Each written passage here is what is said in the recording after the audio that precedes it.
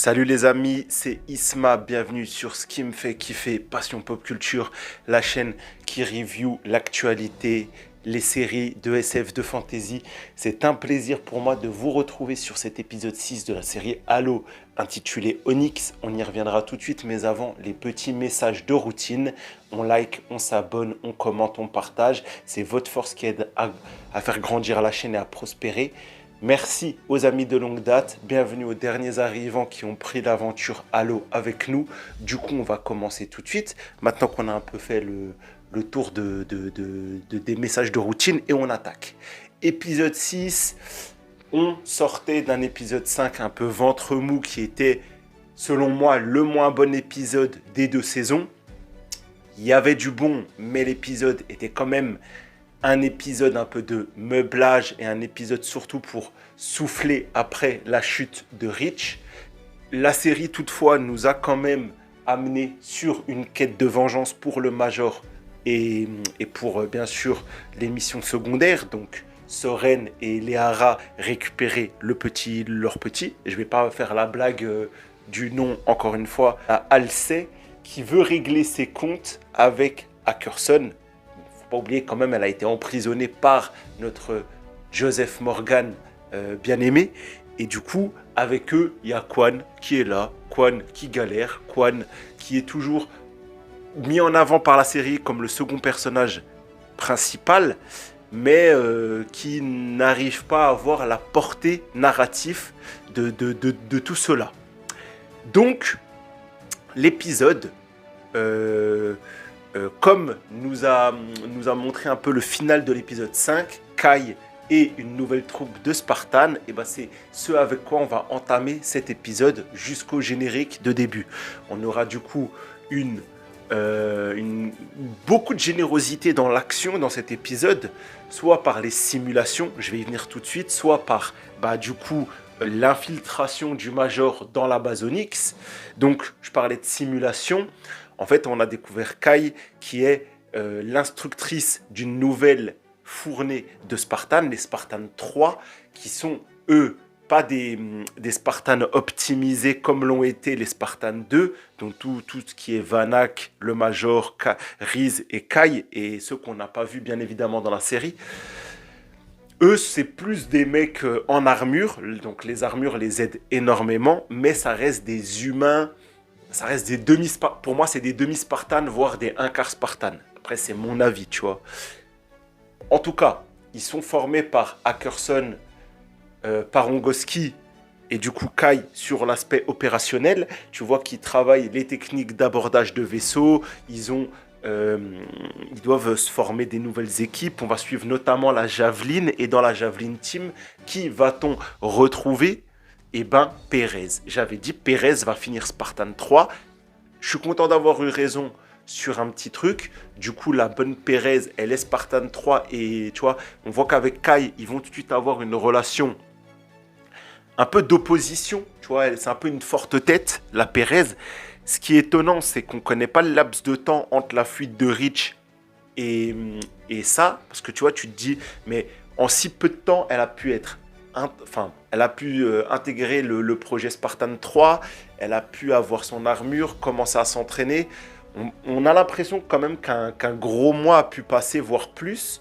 Et je trouve pas ça très cohérent en ce qui concerne vraiment la série, tu vois. Comme on n'a pas de délai temporel, comme on n'a pas de détails temporels plutôt, c'est un peu flou. Mais bref, en tout cas, la mission va échouer et on voit qu'ils sont pas prêts, qu'ils sont pas à la hauteur. Et Kai et elle vont se disputer déjà sur le fait qu'elle est très arrogante, la Perez. Kai et elle aussi, on sent qu'il y a ce rapport au Major qui est très impliqué entre eux. Elle l'a côtoyé. Est-ce qu'elle le sait, Kai? Je dirais que oui. Elle a quand même participé à la chute de Reach. Kai n'a pas pu y être et je pense qu'elle le vit mal et ça se ressent dans le dialogue. De toute façon, à un moment, elle le dit. Mais voilà, ils ont toute cette relation et cette relation, elle est très, très, très bancale et on sent qu'entre eux, ça ne va pas, tu vois, et c'est plutôt conflictuel. Kai, elle, on sent qu'elle est vraiment fidèle aux ordres à l'ONI et ça va avoir des conséquences sur la suite de l'épisode. Donc, générique à ce moment-là de la série, tout ça qui est toujours aussi stylé, je l'aime trop.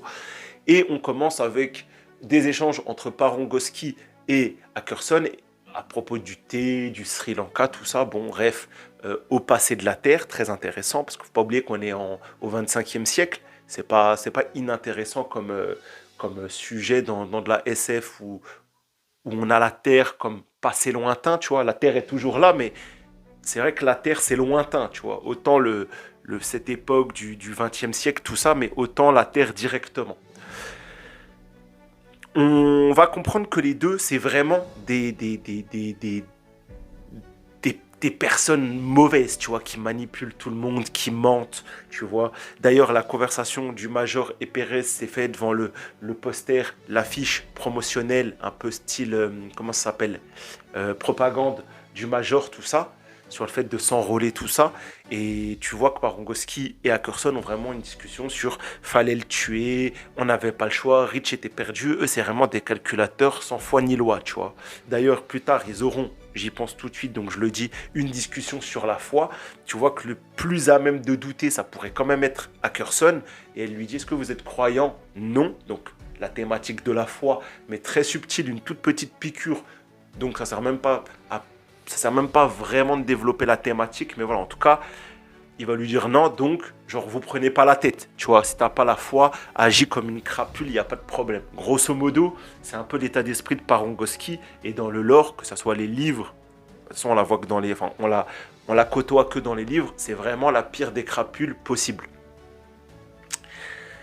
Au même moment, sur la planète Onyx, ou la base Onyx, à voir comment, je pense que c'est la planète Onyx quand même. Du coup, on a le Major qui arrive. On sait qu'il s'est infiltré.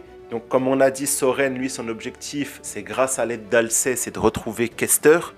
Et je sais pas pourquoi, mais Halsey, elle a son propre projet et elle va s'éloigner, elle va se séparer du groupe et partir dans sa direction.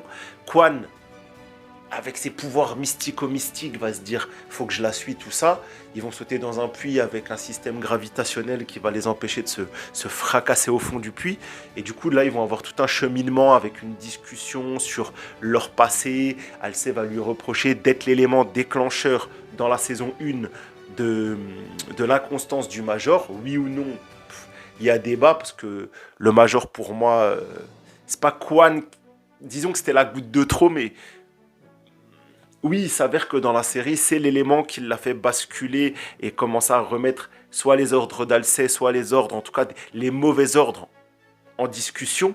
Mais j'aime pas penser que c'est vraiment Quan l'élément, voilà, qui a déterminé les choix du Major. Le Major est quelqu'un de bon, d'intègre, de base.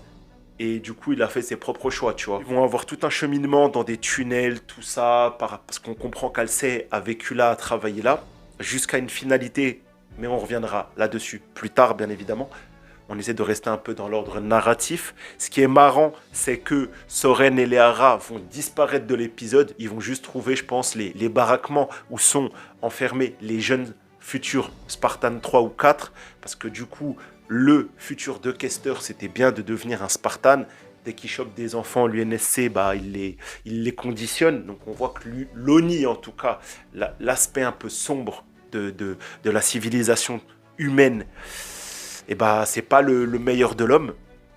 En tout cas, on va les perdre de vue dans cet épisode, mais vraiment à 100%. Et du coup, on saura la suite dans les 2 prochains épisodes, ou voire 3 prochains épisodes, parce qu'il ne faut pas oublier que la série se termine le 21. Mais en tout cas, voilà, tu sens que ça va être quelque chose de, je pense, de rapidement abrégé. Il n'y aura pas de suite. Ils vont finir heureux, la petite famille, ils vont pouvoir fuir et tout ça. Donc, pas très pertinent, je trouve, mais ça a toujours été le cas un peu avec Soren. Il est sympa, mais son histoire n'est pas l'arc le plus passionnant du lore Halo. Par contre, on a du coup, et là on commence à parler sérieux, comme j'avais dit, la quête de vengeance de John 117. Beaucoup de générosité dans cet épisode par rapport à l'action. Donc on avait les simulations, maintenant je vais parler de toute cette infiltration. On aura plusieurs... En fait, l'épisode c'est le Major avance, il se fait arrêter, il sort de la situation, il se fait arrêter, il sort de la situation, il se fait arrêter, il sort de la situation. Il est dans sa neige, tout ça, il se tape contre 12 gars, il les démonte, voilà. D'ailleurs, il y a une scène marrante où il fait glisser un mec sur la neige, il fait trébucher un autre gars, tout ça. Bon, c'était un peu abusé, mais bon, c'est John 117, on lui pardonnera et on lui accepte tout. En tout cas, voilà. Au final, il se laissera quand même arrêter pour se rapprocher. En même temps, c'est très stratégique, tu vois. Quand tu peux plus avancer par toi-même, amenez-moi votre chef. C'est très Doctor Who, mais j'aime beaucoup. Une fois dans les locaux, il tombe nez à nez sur la meuf qui l'avait arrêté dans la base Sword, quand il cherchait la Cobalt. Ils vont avoir une discussion très intéressante. Là encore, il va se libérer, massacrer les mecs à base de je vous tire avec les chaînes. En tout cas, à mon avis, là, il dit qu'il en a blessé une douzaine, mais je pense qu'il en a tué quelques-uns. Tu vois, ça ne m'étonnerait pas que quelques-uns y soient passés, surtout à ce moment-là, quand il était vraiment, vraiment, vraiment très vénère. On comprend aussi qu'Ackerson, il sait il a les vidéos de la présence de John, il commence à prendre des dispositions. L'une d'elles, c'est d'aller parler à Kai, toujours dans la tentative de manipuler, il ment. Et le pire de ses mensonges à Ackerson, c'est quand même de dire John est passé à l'ennemi, il travaille avec Mucky. Alors oui, Mucky était sur la planète, mais en aucune façon, c'était pour collaborer avec John. C'est vraiment un escroc, ce Ackerson, et il finira par le payer. Mais bref, en tout cas, on comprend que la finalité de l'épisode, c'est de faire un face-à-face Kai-John. J'ai hâte de le voir. Mais en tout cas, voilà, John continue d'avancer. Il commence à trouver tout ça, une salle de commande, ordinateur, nanana. Et du coup, on ne va pas attendre très longtemps. Elle arrive, une discussion sur ce qui s'est passé à Reach, Vanak est mort, nanana. Elle le laisse quand même parler, elle l'écoute, ça le perturbe. Mais Kai, contrairement à ce qu'on croit, elle est juste dans la dualité entre une amie extrêmement fidèle et le devoir et le fait d'être une bonne soldat, tu vois. Du coup, elle va devoir écouter à la fois les ordres, mais à la fois écouter son amie. Tu sens qu'elle est dans quelque chose de très opposé. Elle va quand même se battre avec le Major. Est-ce qu'on peut parler d'une bagarre? Je ne crois pas. C'est plus un squash. Elle va le terminer, elle va le massacrer. Le pauvre, le Major, franchement, il prend cher dans l'épisode. Surtout que, comme lui dit Soren, t'as pas ton armure et t'es pas en forme. Donc on comprend que le Major, il est affaibli, tu vois. On n'a même pas le Major qui s'est battu contre Vanak et Riz en saison 1. Mais on était un peu dans cet état d'esprit où on a un Spartan en armure qui dégomme le Major comme ça, on va dire nu de son armure. C'est toujours des scènes très stylées, petite musique vraiment très, très poignante qui va au vif, tu vois, qui montre qu'elle en souffre. Elle lui dit s'il te plaît arrête, reste au sol. Et lui il se relève, il lui dit écoute-moi Kai, fais pas ça, nanana. Et lui-même il comprend cette dualité qu'elle a entre obéir et l'amitié. Depuis qu'ils ont enlevé leur puce, moi j'y reviens souvent dans mes reviews, mais ce sont plus des Spartans, tu vois, c'est des humains très incontrôlables. C'est pour ça que une de mes théories, c'est qu'ils vont devoir remettre la puce tôt ou tard pour de nouveau être très surefficaces, parce que comme ça on ne pourra jamais gagner la guerre contre les Covenants, c'est impossible. Mais voilà, Kai, elle va finir par le massacrer, l'arrêter. Et on se dit qu'encore une fois, tout est perdu. Tu vois, le mec, il s'est fait arrêter 3 fois. Il s'est fait défoncer par Kai. Là, qu'est-ce qu'il peut faire? Eh bien, on a une narration alternative. On a quelques scènes depuis le début d'épisode, j'en ai pas parlé. Et j'en profite maintenant, où on voit Mucky qui est en mauvaise posture auprès des Covenants et tout ça. Elle est mise en doute sur ses intentions. Elle est questionnée par ses choix, par la véracité de ses propos, tout ça. Et en fait, tu vois aussi que Mucky commence à se rapprocher de Cortana. Est-ce que Cortana joue un double jeu? Ou est-ce que vraiment elle voit une personne sympathique en Mucky? Je ne sais pas, mais je trouve qu'ils ont quand même une petite relation de confiance. Mucky va permettre à Cortana quand même de communiquer, enfin, lui donner pas carte blanche, mais accès aux communications. Elle espérait que Cortana soit fidèle. Finalement, Cortana fait du Cortana. Elle a un triple jeu, quadruple jeu. Elle est trop forte. Donc, déjà, on comprend, et ça, c'est important de nous l'avoir mis comme ça, mais des gens sur les réseaux, tout ça, avaient compris le pourquoi du comment. Pourquoi elle avait été laissée à l'abandon dans la base de Fleetcom. Tu vois, normalement, quand tu prends les armures, quand tu t'emmènes les trucs super importants dans une évacuation, t'emmènes l'intelligence artificielle suprême. Et pourquoi il ne l'avait pas fait? En fait, c'était juste pour infiltrer les rangs ennemis. Donc, tu vois, Cortana, elle va profiter de la faille de Mucky pour communiquer avec Parangoski. Mais vu que c'est Cortana, elle va bien évidemment aider le Major. Je tiens à dire toutefois dans cette partie-là qu'on a du David Kruger à la perfection. Qui est David Kruger? C'est le comédien de doublage du Major, c'est celle des jeux vidéo. Ceux qui ne le savaient pas, c'est pour ça que beaucoup de gens des jeux vidéo apprécient toutefois la série, parce qu'on a quand même cette VF et également celle de Cortana qui sont fidèles à celle des jeux, et ça permet vraiment d'avoir un... Moi, quand je les entends parler, si je ferme les yeux, je vois vraiment le jeu, tu vois. L'histoire a souvent des libertés, mais au moins on a ce doublage très qualitatif et ça aide en acceptation, tu vois, du produit. En tout cas, c'est Cortana finalement avec des super dialogues qui font vraiment écho au dialogue du jeu vidéo. En tout cas, Cortana et le Major s'échappent et ils vont remonter la piste parce que Cortana lui dit vous devez trouver l'artefact. C'est l'artefact, tout ça, nanana. Meki, elle est en train d'assister à un massacre dans le vaisseau parce qu'il y a mutinerie. Elle aussi, elle va vers l'artefact. Bim, il va se passer quelque chose. Ce qu'on peut dire en tout cas, c'est qu'on arrive dans le final de cette saison 2. Il reste que 2 épisodes. J'aurais voulu mettre les pieds sur le Halo avec l'UNSC.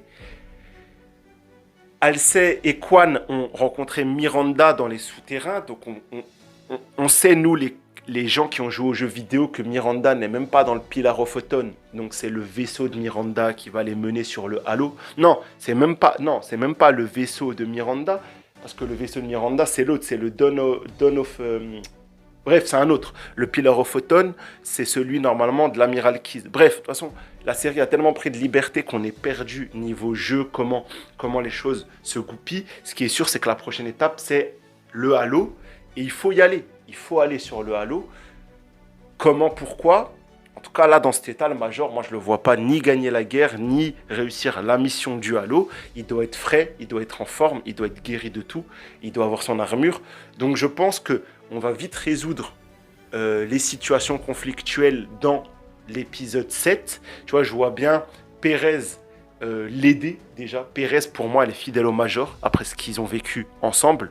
Kai également, on sent qu'à la fin de l'épisode, elle allait voir Ackerson et elle lui a dit comment ça, John m'a dit ça, je le crois, je lui fais confiance. Donc tu sens quand même qu'elle va revenir du bon côté. John, à mon avis, il va mettre sa quête de vengeance de côté, il va pas passer à l'acte, tu vois, il va pas tuer Ackerson et Parangowski. Suite au fait d'avoir touché l'arche, il va comprendre qu'il faut qu'il se mette en forme, il faut qu'il prenne son armure et il faut aller vers là-bas parce que c'est là-bas que l'avenir de l'humanité va se jouer. À mon avis, voilà, ça va être tombé dans l'œuf, je ne sais pas si on dit l'expression comme ça, ça va être en tout cas mis de côté, ou genre sa vengeance, il va dire ouais, je me vengerai plus tard, mais là je dois aller sauver le monde, tu vois. Je vois mieux ça et du coup on part sur cette quête où Halsey et Miranda qui va prendre la place de l'amiral Keyes, va conduire le vaisseau, peut-être... je sais pas. C'est flou parce qu'on s'est perdu par rapport au jeu et la série a tellement pris de liberté, encore une fois, qu'on ne se retrouve plus, nous, les gens qui connaissons normalement la trame narrative de l'histoire, tu vois. Bref, en tout cas, un épisode qui m'a régalé dans l'action, dans la double narration, tu vois. Même Meki, c'était intéressant avec l'arbiteur, tout ça. D'ailleurs, c'est le fait de citer l'arbiteur qui a fait que John, il se décide à aller se venger. Je pense qu'il préférera se venger de l'arbiteur que d'Ackerson. Voilà, quelque chose comme ça, tu vois. Donc, un épisode avec un bon rythme par rapport à la semaine dernière. Un épisode avec quand même de l'action.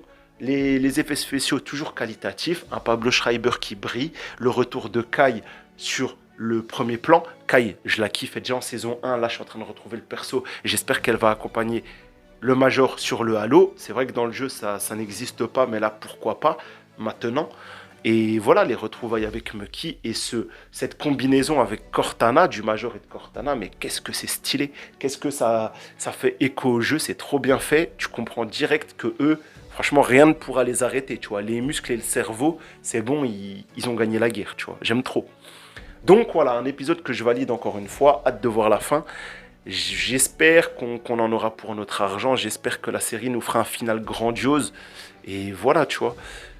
On attend la suite. Dites-moi vous en commentaire ce que vous en avez pensé. Est-ce que vous avez aimé ma review? Bien sûr, mettez en lumière les points sur lesquels vous êtes d'accord et ceux sur lesquels vous n'êtes pas d'accord. On peut tous dire tant que c'est dans le respect. Les amis, prenez soin de vous. Dites-moi si la série vous plaît toujours autant qu'au début de la saison 2. J'ai l'impression qu'il y a un peu moins d'effervescence, tout ça. Mais est-ce que vous êtes toujours dans le kiff? Moi, oui. Et voilà, on se retrouve la semaine prochaine pour la suite. D'ici là, prenez soin de vous. À bientôt. C'était Isma. Ciao.